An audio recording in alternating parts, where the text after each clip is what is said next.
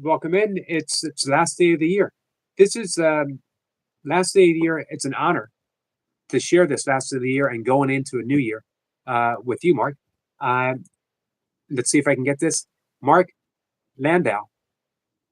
Perfect. Perfect. This is his second appearance. Our first appearance was declared by Mark himself as a technical disaster. Um, but it's perfect right now. We have clarity. We have good volume. Is everything okay, guys? Out in the chat, let us know if everything is okay.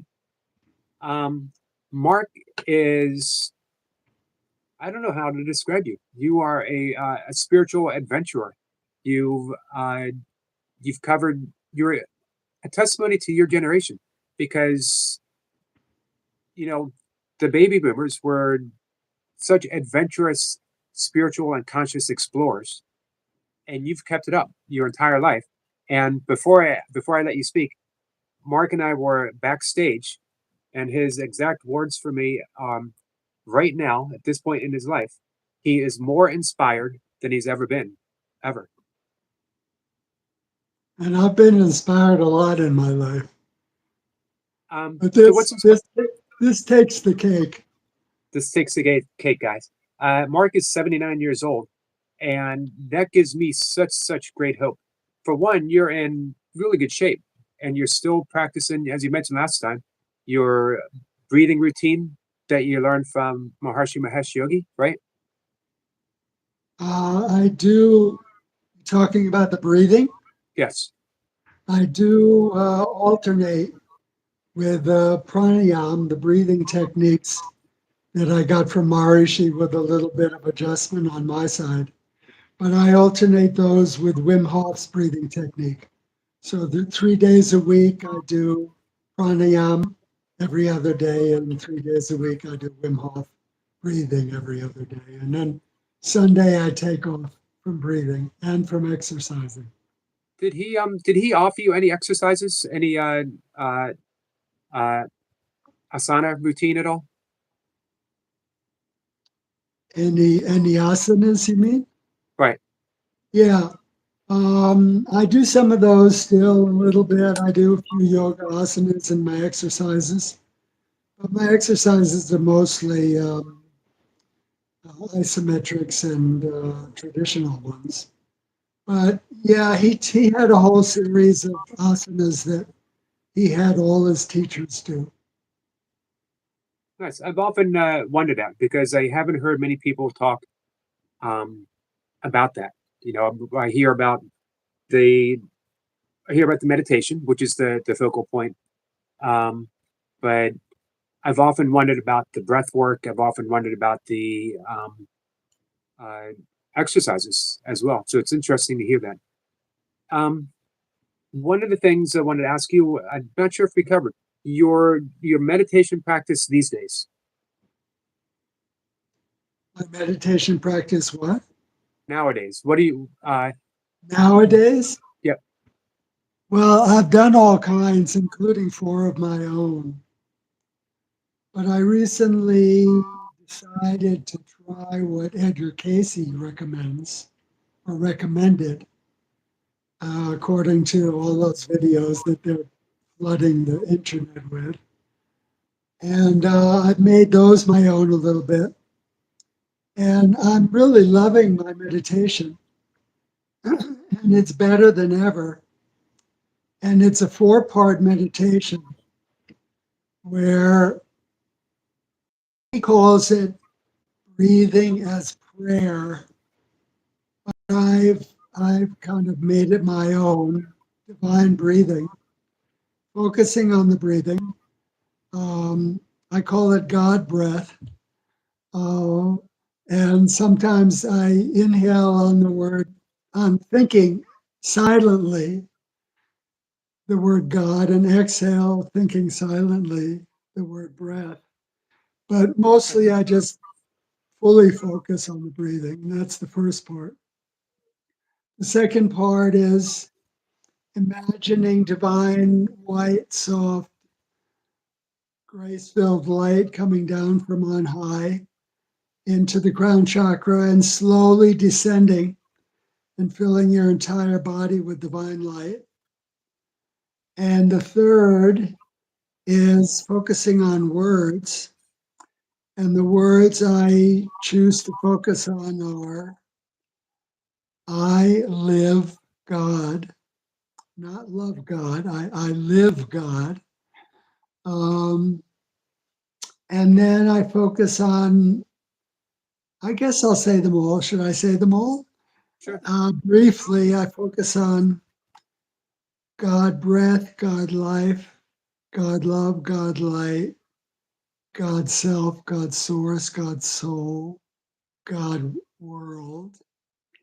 And I just do that like 4 times, run through the whole series 4 times. And then I think the word God very quickly, like a mantra. And that's the third part. And those are my adjustments of Edgar Casey's recommendations. And then I added on my own fourth part, which I call sitting in samadhi, just letting everything come to rest, not doing any activity at all, and being aware of how it feels to have everything still, not doing anything except for being and being aware of awareness. But also, I have this way of moving kind of upward into my higher levels, kind of towards the crown chakra, but for some reason, a little bit to the right of it. And just moving my awareness kind of upward into a field of higher alternate reality is the best that I can say it. And I wrote a song about it, and I called the song Going There. And that's going there up to that place in the higher levels of my existence that are associated more with my crown chakra and my star chakra, which is above my body. So we're going to talk about this often. Going there. Um, this is a song that you wrote, and it was inspired by your meditation process, right? It was inspired by my play, my musical play, but I wanted to put all the knowledge that I have, into the play. So I wrote about food. I wrote a song about Wim Hof and taking cold showers. Uh, I wrote a song about meditation, and I wrote some other songs. But it was definitely inspired by my meditation, yes, and by Um, this recent meditation that I just described. have you thought about putting your? I love your forgiveness meditation. I think it's absolutely brilliant. Have you thought about presenting your new meditation in book form? I haven't as of yet. I'm so busy with the music. Um, but I may at some point. The love and forgiveness meditation, using I love you and forgive you, healed me more than anything I had done for decades. And I did it religiously, loyally for 6 years. And it's helped other people as well. And I wrote 3 books about it. It's a wonderful meditation, especially to start with, if you're kind of newish to meditation. But after 6 years of it, I did 4 other meditations that came to me to do personally. Um, and then I, not so long ago, did the one that I just described. So at some point I may write a book about it, but I don't know. I'm more into the music these days. Um, well, we're still on the subject of that meditation, Mark. Why the emphasis on forgiveness? Because the 2 most healing energies in the universe are love and forgiveness. The vibrational qualities of forgiveness, which go beyond any mood making or any trying to consciously, mentally, even heartfully forgive. Any kind of effort on the part of the small self is a waste of time in meditation. Um, but the actual vibrations and the energy quality, forgiveness, and love are the two most healing qualities. And that meditation is meant to be a healing meditation. And so when you just effortlessly think the mantra, I love you and forgive you, and it's better not to think I love you, I forgive you. It's better to think I love you and forgive You you. corrected me last time I when I said did. that. Because, saying I twice is reminding your subconscious of the I. Um, and the I is often associated with a small self. So I once, and when you effortlessly think that over and over and over again without trying to direct it or control it, your higher power can take over and start delivering the actual energy of love and forgiveness to where you need it the most within yourself and where it needs to go most in the universe. And it heals more powerfully than anything else possibly can. It really is again a beautiful book and a beautiful practice. I left a review on Amazon. Uh, I don't know if you've seen it, but um, it has been given 5 stars on my end, uh, and I wrote a little blurb on how important it is. I didn't see that. I'll go look for it. Thank you very much. Sure. We have a question for you, Mark, and this is a good question to lead us into more on what you're doing right now. But it says, Mark, what motivates you to continue? Oh, God. Well, the greatest motivator in my entire existence are the Ringing Cedars of Russia books. And when I read them, I got all the missing pieces, even though I'd been doing everything I could try to find to do for decades. I still had the most important pieces missing, and I got them all from those books. And what they're bringing about in the world, the transformation that they're bringing about in the world with over 100 million people and more, not only within them in their souls and hearts and being, but in the way they're living on Mother Earth and the way they're connecting with Mother Earth and the way they're going back to the land, the very particular way, not just, any way of echo this or what's that word? What's that word? Not sustainable, but the other word. It's a very particular way where each unit, each family can bond with the land.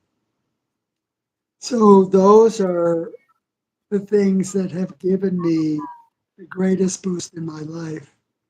But more recently, and this is interesting because in a way it's diametrically opposed to what's in the Ringing Cedars books, but not really, not really. Um, in the Ringing Cedars books, it says we can use technology to improve the world, but the ultimate is moving away from technology and going back to the way we were originally meant to be, which is, being self-sustained in our own Garden of Eden. But I've written over 100 songs, and I put out a dozen through CD Baby, my demos. I never professionally got professionally produce any songs. I never was able to break into the music business. But recently, I was turned on to AI music generation, particularly Suno, S as in Sam, UNO. And I've been able in my world, after a lifetime of writing songs and having a passion for collecting songs I like, with the help of that thing, I'm able to create songs that blow me away. I mean, they blow me away. I love them. I can't believe what I can prompt and promote and produce and, get Suno AI to create in terms of clothing my lyrics in everything they need, I've you know, instrumentation, vocals, rhythm, instruments, the whole shebang. So, and my play, A New Day Coming, I wasn't able to finish it until I was able to finish these songs. And so I just recently finished my play. And I've always been positive, and I've always believed in ascension. I've always believed that we're coming out of Kali Yuga and that we're going into, or we have the great potential and the promise and the possibility of going into a new mini or longer kind of golden age. Um, but the combination of what the Ringing Cedars books are doing in the world and the movement they produced and what those people are doing in terms of how they're living, mostly in the Russian speaking world, but all over the world now. And the discovery of Suno and the completion of my songs. I did a one album is called Ancient Demos. And I took my 20 ancient demos and I put them into Suno and I created them as best as I could into songs that I love and put them out as that album. And just the whole richness of everything I'm doing now, completing my play. I wrote 8 songs in the last 2 days. Yesterday, I wrote 4 songs. And the day before that, I wrote 4 songs because I have all of these things at my disposal now, which I never had before. right. We But have another. the greatest one more thing, and I'll stop. The greatest thing is the way probably over 100,000 people now, and maybe more, over 100 million people have read the books, but over 100,000 people have come together to find a piece of land they love, to make it their own, a hectare of land, 2.5 acres, um, because that's the ideal as put forth in the Ringing Cedars books, or more. And each unit, each individual or couple or family, makes that land their very own, or hopefully in perpetuity for their descendants. And they perfect it. They co-create with God and nature a space of love for their family, and they plant and they grow and they create a living fence and they dig a pond and they create a little bit of a woods and they make it a whole self-sustaining paradise of their very own in their own unique way. The books don't tell them how they should do it. They do it in their own unique way, but they do it hopefully mostly in contiguous with other people doing the same thing.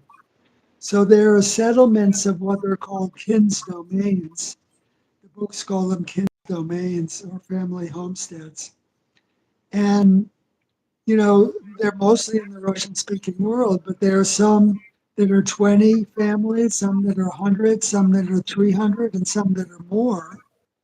And they're all throughout the Russian speaking world. And there are a few throughout Europe and South America and even the United States. There are a couple, and Hawaii, and and that way of living on the land is feeding Mother Earth and feeding our living Mother Earth biosphere being. Mother Earth is not a dead object. Mother Earth is a living being, and she responds to everything we do, everything, and that that hundreds of thousands and more every day are going back to the land to live this way is nourishing her like you wouldn't believe. And so with all these things together, I'm more inspired and positive and hopeful and happy, than I've ever been in my life. Um, we're going to stick with that theme of inspiration because we have another question. It says, Mark, where do you find inspiration to make your music? And if there was one message you could spread via music, what would that message be? Read the Ringing Cedars books. There's no question in my mind about that. That's the one thing I believe everyone can do. Many people can't relate to it. It's beyond them. But it's given in very simple, direct. It's not, esoteric, and it's not difficult to understand. It's the way it's presented, with the person who presents it to the author. Um, the Russian pronunciation of her name is Anastasia, but our English pronunciation is Anastasia. And the way she explains it to Vladimir Magrat, the author, who was a businessman on a business trip in a boat going up the River Ob in Siberia, and he met her. She's very reclusive. She lives in a very unique way, in a beautiful way. But let me get back to the question. So that's the one message I would give everyone, everyone, everyone. Although many people aren't ready for it or won't appreciate it. And as far as the songs go, I've written over 100 songs in my life. Songwriting has been my passion. I always believed that I would impact a lot of people through my art, through my writing, or through my music, and I've impacted, a few thousand or whatever. But I always thought it would be in the millions or more, and it still may be, and it may not be, and it doesn't matter. But it does matter because I put everything I could into those songs in the play and into the other songs I'm writing that I believe could help people. And at the very least, it could be a breath of fresh air. But in terms of my inspiring to write a song, all I need to do at this point in my songwriting, development and life and career is to just think of what I want it to be. And I have a song in my play about, is she out there? My partner, my soulmate, my whatever. Um, but I wanted to write another one, and that's all I knew. I wanted to write another one. So one of those that I wrote yesterday was one of them, called "Could It Possibly Be?" Um, and I just started writing the words. And now the way I'm creating the music with Suno, I don't have to think about the music. One of the songs for the play, I picked up my guitar and I started strumming, and these words came to me: I am, I be, I see. And that's all I needed. I went to my computer and I opened up Word and I started writing I am, I be, I see.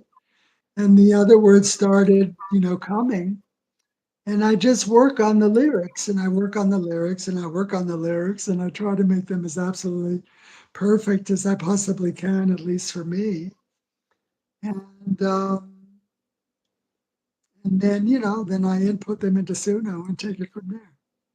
I appreciate the fact, and when you and I talked the other day to set up this second interview, that your overriding message was when we talked about your music, that you wanted to reach and uplift and help people, and that seemed to have been the theme through your life. That even meditating everything in my life has been to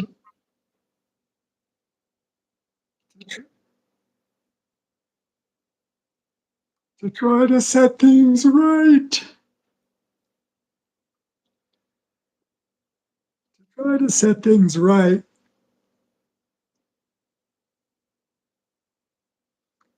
I have a memory. I have these memories. I remember a lot of my past lives, and I believe those memories very deeply. But I have a memory, I have some memories I don't know how much I believe.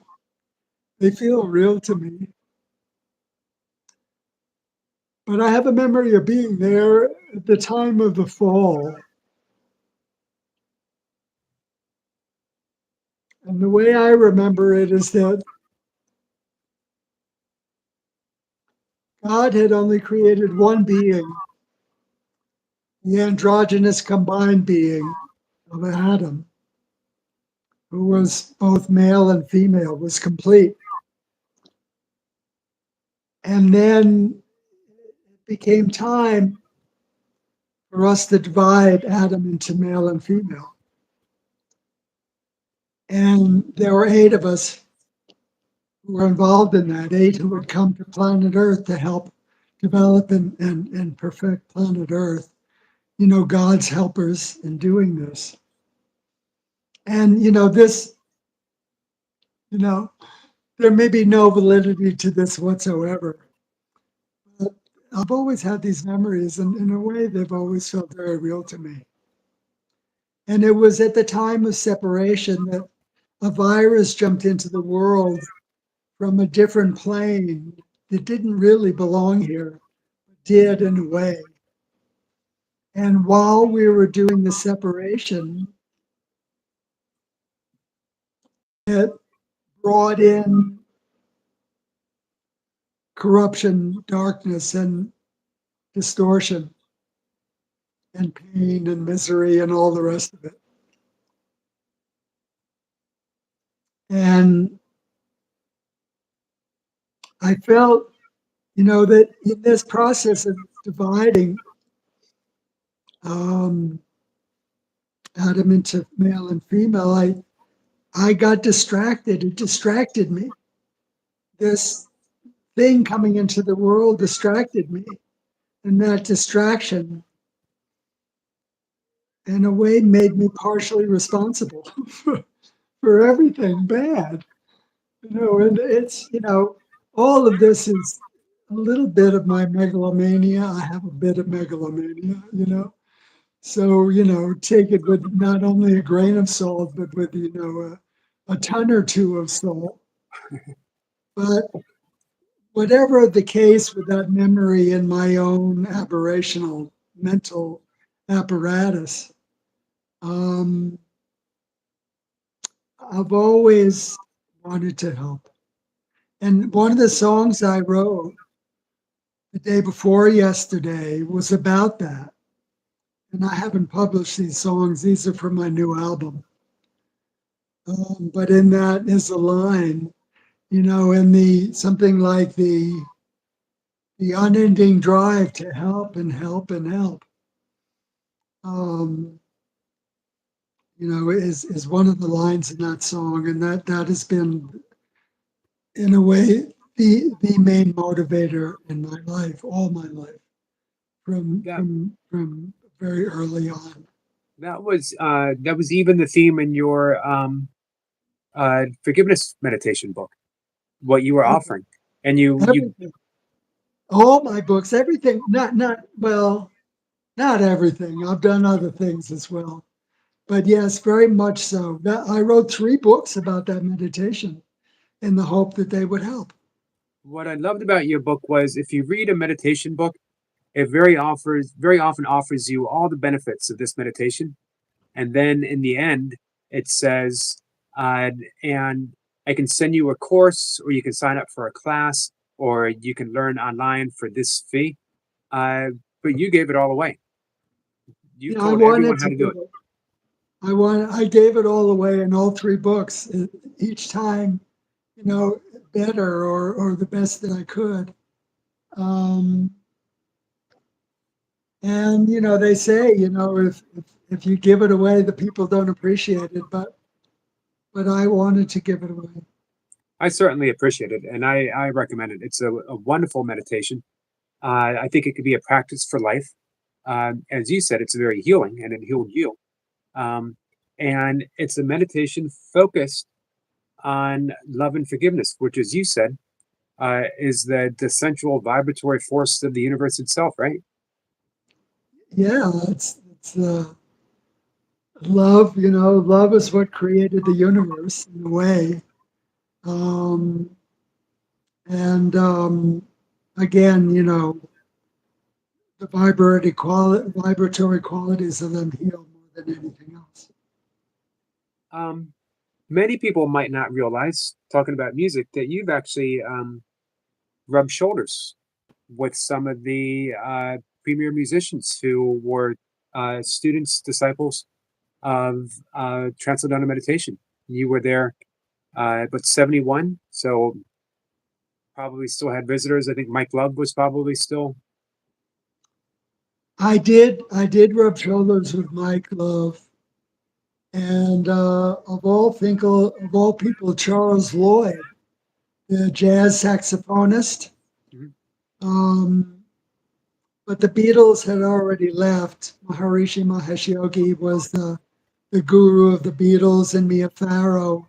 The song "Dear Prudence" is about Mia Farrow's younger sister, Prudy Farrow. And Prudy Farrow and John Farrow, Mia's two younger siblings, right younger. They had about 11 kids or something. But Johnny and Prudy Farrow were friends of mine in high school. And Prudy got involved with Maharishi as well. And the Beatles wrote that song, Dear Prudence, when she freaked out and wouldn't come out of her little hut.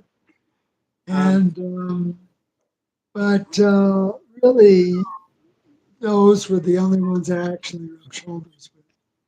and she's still, Prudence is still active in the TM. Uh, She is. She is. She married a guy named Al Bruns, and and yeah, she teaches TM. did you ever meet Donovan? I never met Donovan. Donovan was deeply involved and promoted Maharishi and all the rest of it. But no, I never met him. Always one of my favorite artists, and he's another one who his spirituality, much like you, his spirituality comes through his music very well. It does. I liked him very much. Um, and after you left, uh, after you left Transcendental Meditation, uh, you explored. I was reading. Give me 1 second, and I'll bring it up. You didn't stop. Uh, you explored meditation, energy and body work, 12-step programs, rebirthing, shamanic journey, soul retrieval, DNA activation, and esoteric Hindu, Vedic, Buddhist, Christian, Jewish, Hawaiian, and Native American practices. So you've been through the gauntlet of what spirituality can offer. What was the question? Not so much a question as you've been through it, that you've touched upon all kinds of healing modalities. I did everything I could. I did everything I could. I followed my inner guidance. I highly recommend following your inner guidance. And whatever appealed to me, I took refuge with a crazy man named Oli Nidal in the Kagyu lineage of Tibetan Buddhism. I did that for 9 months. I did Nundro, what they call Nundro, practice. I did in Hawaii. I've always loved Hawaii. I've always been more deeply connected with Hawaii than anywhere else. And I was given a spiritual name, a Hawaiian spiritual name. I disincarnate Hawaiian kahunas one time when I was in Hawaii. But a Native American, of course, I mean, everything that I felt might give me something, I wanted to heal myself, and I wanted to do everything I could to heal others in our planet. So I did everything that I possibly could that I thought might help. Yeah, and you shared it. You did nothing. It's remarkable to me that nothing you've done uh, were for selfish reasons. Everything that you've done, you wanted to heal. You wanted to help. I always wanted to share it. I wanted it selfishly too. I wanted it to help heal myself because I felt very profoundly and deeply that I needed healing. I mean, I had cancer with the metastases. I had psychotic episodes, inspired mostly. I took a massive dose of LSD and it gave me a psychotic episode, and I have a few others after that. I took heroin in high school, among other drugs. I wanted to heal myself, but I always wanted to offer what I could to everybody else as well. On this subject, we have another question. Um, Mark, do you have any experience with Native American healing? Yes, absolutely. I did it in kind of a sideways way. I'm trying to remember. I'm trying to remember their names. Uh, One was a guy who did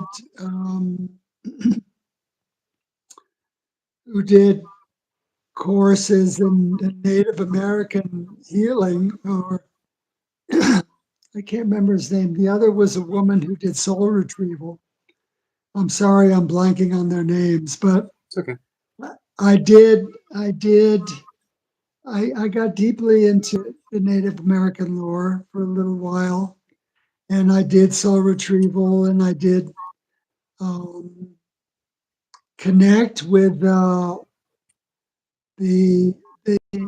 disincarnate Native American um, spirits that have connected with different parts of the land here in New Mexico. And I communed with them and connected with them. Um, so yes, Um, I'm interested in the rebirthing. I've done some of the rebirthing breath work. So this is with Leonard Orr, right? I studied directly with Leonard Orr and got certified, and I do 6 healing modalities, and 2 of them I learned from others, and 4 of them have come to me. They're similar to others, but they came to me to do in a very particular way. And the 2 that I do are rebirthing, as Leonard Orr taught me, although I've changed it, just adjusted it a tiny bit to make it more freeform and more, more I in my consideration natural. And the other is past life regression. Here's a weird question for you. Is Leonard Orr, this is a question for me, is Leonard Orr going to live forever? You want my answer? I do. No. No. If I were to ask Leonard, he'd say yes. He'd probably say yes. He had this huge growth on the back of his neck. I'm sure it was benign. I don't know what it was. Um, but we all live forever, just not in the same body. I like that answer. Um, he he's an interesting guy, Leonard Orr. Um, He is. I'm actually assuming that he's. I haven't heard anything from him in a long time. I'm assuming that he's still alive. Um, I don't know. I like the way rebirthing came to him. That he was in a hot tub by himself, presumably, probably naked, one would assume. And it just came to him to do this breathing. And he started doing it, and he went through his whole birth experience, which is why he called it rebirthing. He went through the trauma of being born in this body that he currently lives in, we assume. Um, I like that's how it came into the world. So this is going to sound like an odd compliment, but I mean it from a deep place of love. You are like the Forrest Gump of spirituality. You have you've touched base with virtually everyone and everything. This is what I mean about you being a testament to your generation, which is one of the forefronts. Everyone who's experiencing anything uh, along a spiritual path now owe it to a large extent to the baby boomers who uh, stepped out from the Eisenhower era of the 50s, which was very conservative, very structured, and you embraced this cutting edge consciousness and kept running with it. Not every, of course, baby boomer, but you are someone that is always you're always striving to deepen that connection, to experience and express love. It's just I'm deeply, deeply inspired by you, Mark. Thank you, brother. That fills my heart, and that I can touch one person that way. All these years of having the idea on one side that you know I could help millions and millions in the world and yada yada yada, and on the other that that I didn't seem to be helping that many people. you know. But really, ultimately, that I can touch one life in this way, um, and you're expressing that back to me is very beautiful for me and very fulfilling. So thank you very much. And I do want to say that in my play, which the whole script and all the songs are online free to everybody in the world. You just have to go to my homepage and scroll down, and the play contains the links to the lyric videos of those songs. I write about the 60s and I write about that era. And in particular, I write about, the relationship of Joan Baez and Bob Dylan, and how Bob Dylan thought he could change the world through his music. He really believed that he could change the world. And I believe that the Ringing Cedars books are changing the world more than anything else and more than everything else combined. But I also believe that if my music got out there and my play got out there, these current things that I've brought up to date, with everything that's happening now in my life, that it could really have a significant impact. And if hundreds of thousands of millions of people started listening to those songs in the play, especially, um, and some of the other ones that I've written as well, I really believe it would create this massive kind of watershed, kind of rejuvenatory resurrection of the truth of life, the truth of what really life is meant to be. We're living, one millionth of what we could be living. And in the golden age, they lived the fullness of life. And in the depths of Kali Yuga, we live a tiny fraction of what we're capable of. And that's where I believe we're going back to living, and one of the songs in the play is I'm coming into my power, or I hope I'm coming into my power, or I want to come into my power. Sometimes I forget the titles of my own songs, they're so new. Um, but yeah, so yeah, thank you. One of the I want to reiterate this. This is how we came into the conversation. When I was talking to Mark backstage, um, and we were talking about inspiration. And Mark, you had mentioned in the email that you were 79 years old. And one of the things you told me backstage was that You are more inspired now than you've ever been in your entire life. Um, and music is just pouring, I don't want to say out of you, it's pouring through you, almost as if you're a channel to something uh, higher, greater, and more loving uh, source. That's how I felt, especially when I wrote the song.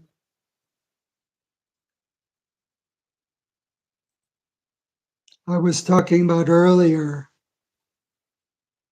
Um, it's so interesting how my mind, my 70-year-old, 79-year-old brain doesn't work as well as it used to. But the one song, maybe the title will come back to me later. I felt that the light was particularly with me, and I was particularly channeling, not some extraterrestrial being, but divine light, divine light. There. One of the songs is "Forces of Darkness and Forces of Light." "Forces of Darkness and Light" is the title, and there are forces of darkness that corrupt us, consciously corrupt us, and there are forces of light that gently try to help us. And I felt this when I was writing this one song about helping, helping, helping, and and I cried and cried and cried and cried and cried, and especially later in my meditation, I cried and cried and cried and cried, and I went through healing. I went through a deep healing, and I believe, yes, I believe I'm in the flow. I believe that I'm somehow being a vehicle. Mark, you mentioned channeling, and maybe not channeling specifically, but during your long years of experience meditating, and meditating again with Maharshi was a master. Um, have you had experiences with like light energy, light beings, celestial energies at all? I did a healing modality that came to me. Um,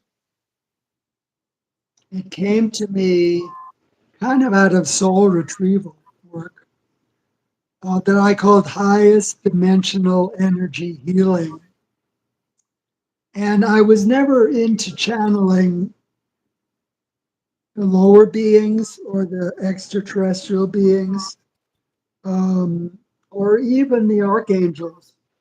Um, but my experience is that there are 12 dimensions, and just like there are 12 strands of DNA, and the highest dimension is very pure and very grace filled, full of grace. And there are highest dimensional energy beings that have no other function but to help heal. And when I did this higher dimensional energy healing, I would send my awareness up to the highest level of the highest dimension, right at the juncture between it and source. And I would connect with those highest dimensional healing devas, and they would come down through my anchor, through my connection with them, and enter into the person I was working with and help them heal. So I would do that very regularly. When I did that work regularly, I spent a year in South Africa, and I worked with over 1,000 people there, and I taught people how to do. I taught facilitators how to do the technique, and I worked with healing, helping to try to heal as a facilitator over 1,000 people there, and I did Nice. that pretty much every day. We have a friend who wants to know, how do we find your play? You go to my website, which is my name, MARK, not C, K, and then hyphen the dash, not underscore the dash hyphen mark-landau.com. And that's my homepage. And you just scroll down to the image of the ice halo that was taken here in New Mexico, and the script is right there, and you just click on the image or on the little link. And we have that in the description as well. I have your what you posted on Facebook. I have that in the description. That has the link to your play. It has your YouTube channel, which is a beautiful YouTube channel. You're doing great work on YouTube. It has your TikTok channel, and you very graciously included your interview with me. I appreciate that, Mark. Thank you. Thank you. We have another question. Mark, were you ever inspired by the words of Scripture, the red letters in particular? You know, I keep meaning to read the Bible. I'm ethnically Jewish. I never identified as being Jewish.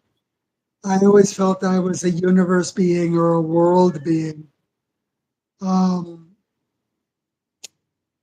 So I don't have the Christian upbringing. And I keep meaning to read both, you know, the New and the Old Testaments, and I have one, the Bible that my neighbor gave me. But to be honest, no. I know there are very beautiful things in the Bible.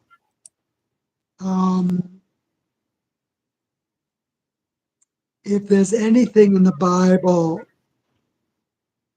that, you know, touches me or inspires me, it's, you know, love and forgiveness. It's turn the other cheek. It's unconditional love of everything. So few people who pound the Bible practice unconditional love of everything. True.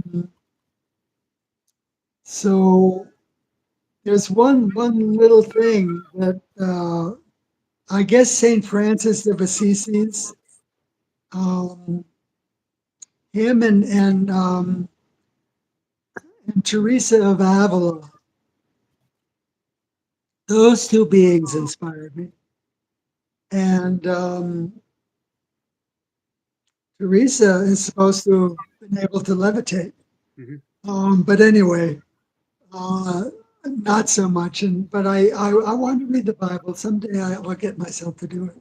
I never heard you mention on A Course in Miracles. I tried to read the Course in Miracles, and I read, you know, maybe 100 pages or whatever. And it just felt, I could tell that there were very beautiful, true things in it. But I'll be totally honest with you here. I just felt that it was a little bit off. It was a little bit obscure. It was very obscure in many places. But there was something just a hair off about it. It didn't feel completely copacetic with me personally, but also it didn't feel to me as perfectly aligned with God's eternal truth as it could possibly be. It had a slight off base human skew, and I couldn't get myself to go through the whole thing. Interesting. We have another question for you. Mark, in your opinion, what is the first thing a human can do to begin the process of tapping into their full potential? I already answered that, and I'll always answer it the same way. At this time in our human history, read the Ringing Cedars books. Read the Ringing Cedars books. Start with Anastasia, Volume 1, read them in order. Try to read a paperback. You can get them through the library or interlibrary loan. My friend Gabriel is working with the author to retranslate and republish them. They're out of print because the author and the English language publishers came to loggerheads. But if it were anything else besides that,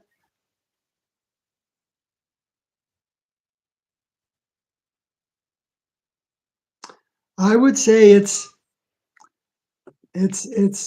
try to find your inner guidance. We all have a gyroscope within us. We all have a beautiful little field of energy, the still small voice, whatever you want to call it. Um, that's that's always there to try to direct us to our highest good, our highest good. And so, in meditation or sitting quietly or lying down quietly or whatever, you know, setting the intention, giving yourself the intention that I'm going to find my inner guidance and I'm going to do my best to follow it. Help me connect with my inner guidance. Um, so that's what I would come up with in this moment. How essential do you think meditation is to one, finding your inner potential, as well as inspiration? Do you think you would have been as inspired as you are now and as you've been throughout the years if it wasn't for your practice of meditation? Oh, I'd be dead. I'd be absolutely dead. I have no question about it. It saved my life. But I mean, with the heroin and the cancer without the meditation, yeah, I'd be dead. But anyway, to me, it's the second most important thing. In a way, it's the most important thing, but in a way, it's the second most important thing. Um, I do it 3 times a day. I did it. When I started with Maharishi, he had us doing it twice a day. But I've been doing it 3 times a day now for maybe 30 years or something, and it sets me up. I do it in the morning, and it sets me up for the day. I do it in the afternoon, and it sets me up for the evening. And I do it at night. It sets me up for the night, and then I do it in the morning. It sets me up for the day again. Um, and it's fed me and healed me. I said the love and forgiveness meditation helped heal me more than anything else I ever did up until that point. Um, and I would say it's pretty much the very best thing you can do for yourself. Um, I agree. I'm very fortunate to, And if you need help with it, reach out to me. and that's the again, that's the beautiful thing, is that you are willing to teach and to help anyone who reaches out to you on any meditation. Um, I would be willing to bet, go out on a limb here, that if someone wanted to start making their own music, that you would be willing to help inspire them as well, wouldn't you? Oh, totally, totally, totally. This means yes, totally. I thought so. Um, we have another question, and then I thought we'd wrap it up by talking about your music and how people can find it. Um, but the next question is, Mark, did you ever become addicted to the heroin? And if so, how did you kick it? Considering you said without meditation, it would have wiped you out. Heroin?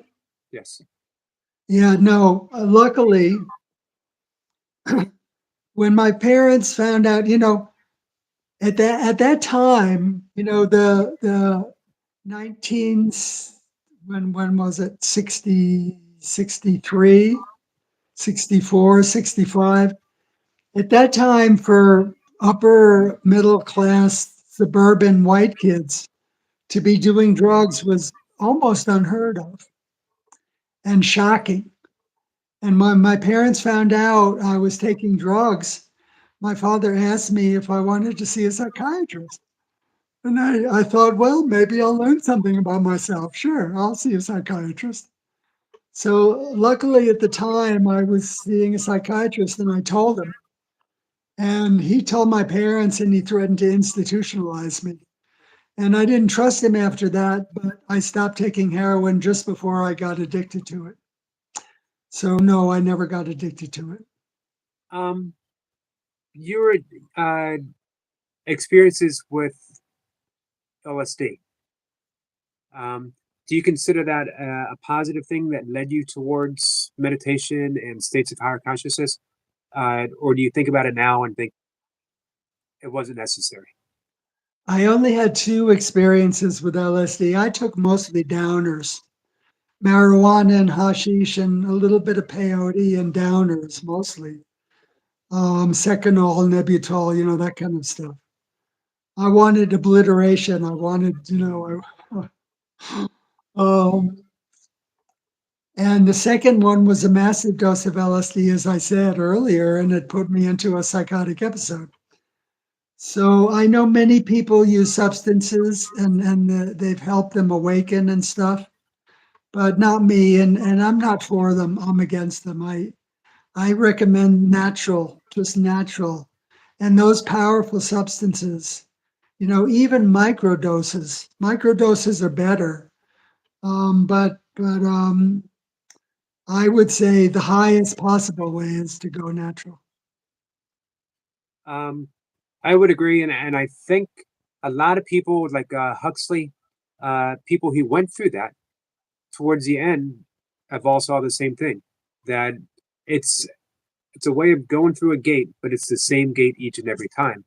But meditation takes you to what they call in Zen the gateless gate, um, and it's a seems to be a clearer, more perceptive uh, experience each and every time. Totally. Again, totally. Totally. Um, let's so we're at over an hour and it's flown by. Um, I really appreciate the time, but I want to talk about music. Um, and I know that a lot of your music right now is inspired by the Ringing Cedars of Russia books, and so we're going to tie it all together. Um, there's one particular song that you and I have talked about that uh, if everyone could uh, reach out and listen to the song and then download the song, purchase the song, uh, because you're on a mission. As you said, what you wrote, dear people, please help us help the world. That's your mission. That's my mission. And, I need help. I need all the help I can get. I mean, believe me, um, we all need help and we all have help. And there's help in all kinds of forms. But if there's one thing that you can do, whoever's listening to this and whoever hears this, there's one thing that you could do. It would help me right now, very much so. And I believe it would not only help me, but like I said before, I believe that if the words I've been writing start reaching the hearts of other people through my play and through my songs, then I believe it will have a significant impact. So it's not only me, but it is me too. I mean, I've been living penury for decades and decades and decades. I live on Social Security and Section 8 housing and food stamps. I live elegantly. I have a lovely little apartment and all the rest of it, and I eat better than anybody I know. But the one thing that you could do to help me is to go particularly into iTunes and purchase, not just stream and listen to, but purchase one song for $1.07. It's 99 cents, but with tax, it's $1.07. So, if please help me. If you really want to help, go into iTunes and buy the one song. I only have two singles. I have three albums and two singles. And the name of the one song is one of my singles. It's The Best Our Living Can Be. The Best Our Living Can Be. And it's about the best our living can be. And it's not one of my Ringing Cedar songs. It's an old song that I wrote, and it's in my album um, Majestic Renewal, which is all my old songs that I, renewed through Suno. But actually purchasing songs in iTunes does more than anything else to bring it attention. And so as few as 200 people, if as few as 200 people were to purchase this song, it would push it into the charts and people would start noticing it. And then maybe, my other songs would start being listened to, and maybe my albums would start being listened to, and my play would start being read, and this wave, hopefully, of renewal. A New Day Coming is the name of the play, A New Day Coming, would be brought about. So if you want to help me, if you want to help the world, um, go into iTunes and purchase The Best Our Living Can Be. Hey, our friend serving my Redeemer has dropped you a link from Google in the chat very kindly. Thank you for that, Redeemer. Much appreciated. Hey, could we tie this up with the Maharishi effect? That, as you were saying, if as little as 200 people, that your songs really vibrate at a higher consciousness. It's at a level of love, and that it will raise our consciousness uh, to listen to it, to have that playing, will really do wonders for us. I believe it will. I mean, life is vibration, everything's vibration. And everything that elevates your vibration, helps not only you, but the collective and the world. And, the 100th monkey, Maharishi effect, the 1% effect, the more people raising their vibratory level in whatever way they can, preferably not through drugs, preferably through vehicles of higher vibration. It impacts the entire collective, and it helps move the world forward a little bit, definitely. So Mark is very, very serious when he says, "Dear people, please help us help the world." Um, so again, Mark has, I believe you yourself are vibrating at a higher level of consciousness. I don't think that you could meditate for as long as you have. I don't think that you can experience all that you experience, and I don't think that you can spend the amount of time that you did uh, with the Maharishi without those qualities being extended to you and through you. And I think you're continuing in that tradition. I think you're continuing in the Maharishi's tradition, but in a very pure way, and not to diminish Maharshi at all. But I don't know if he maybe went off base a little bit with a lot of the wealth, a lot of the fame that he had. Uh, but you yourself have been a steady presence through the years. Thank you. Thank you. Thank you. Thank you. The Maharishi definitely went off base. He was not pure. He had never done his shadow work, and we haven't even touched on shadow work. So his foibles and weaknesses and darkness, polluted the movement. And even, I believe, the TM technique. I stopped it a long time ago, and I don't recommend it to people for that reason. But meditation definitely raises the vibratory rate of anyone who does it in any kind of effective way. And so, yes, I feel that everyone who meditates, everyone who lives purely, everyone who eats well, everyone who has the desire to live from a pure, higher, more perfect, more developed, higher evolutionary place, that comes into their life and it starts to affect their life. Um, Personally, I'm looking forward to being as inspired when I'm 79 years old as you are now. As I mentioned to you, at the age of 60, 60 plus for me now, uh, I feel deeply inspired. I feel like I've stepped into my own calling, my own special function. And the funny thing is, it is in having great conversations with people like you that it's not good. What you're doing is very precious. I mean, what you're doing, you're helping the world. I mean, everything that everyone does to truly help themselves helps the world, but some people more so than others. And what you're doing, is helping the world, and it's uplifting people. It's disseminating truth. It's reaching people's hearts. It's a wonderful function. Thank you, Mark. I very much appreciate saying that. And again, I'm looking forward to 20 years of continued inspiration.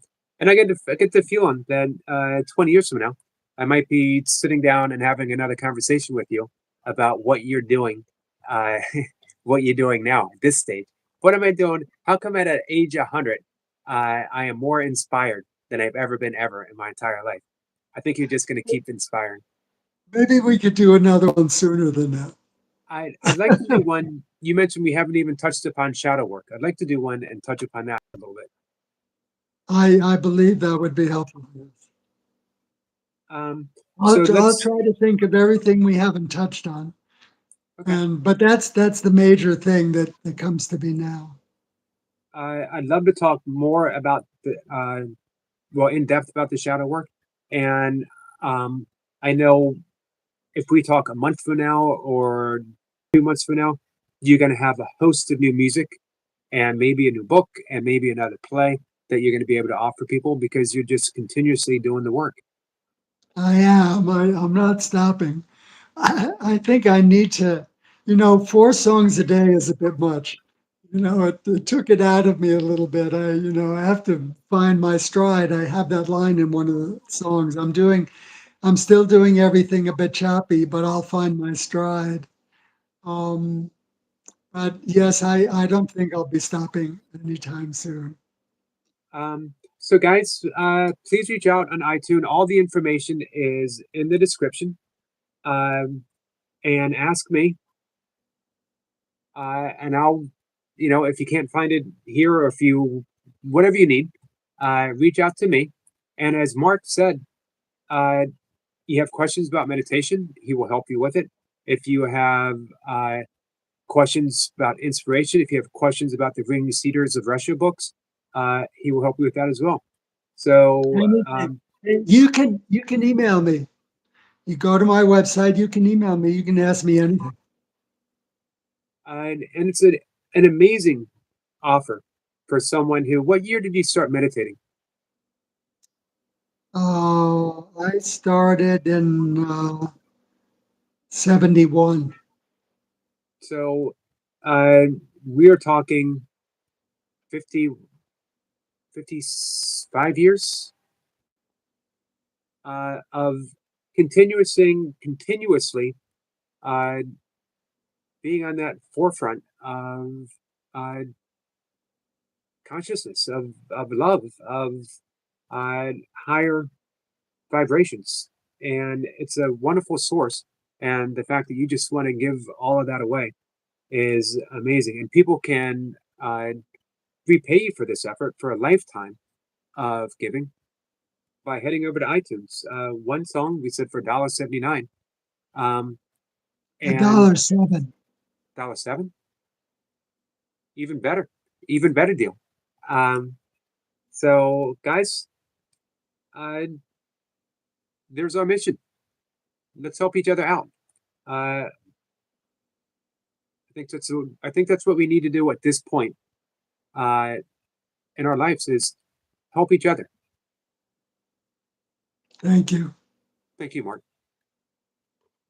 Guys, I'll be back. And Happy New Year, by the way, Mark. And you too. It is tomorrow, isn't it? It is. And it could be a hell of a year. It could be. It definitely could be. Take care, my friend. You too. Bye, everybody.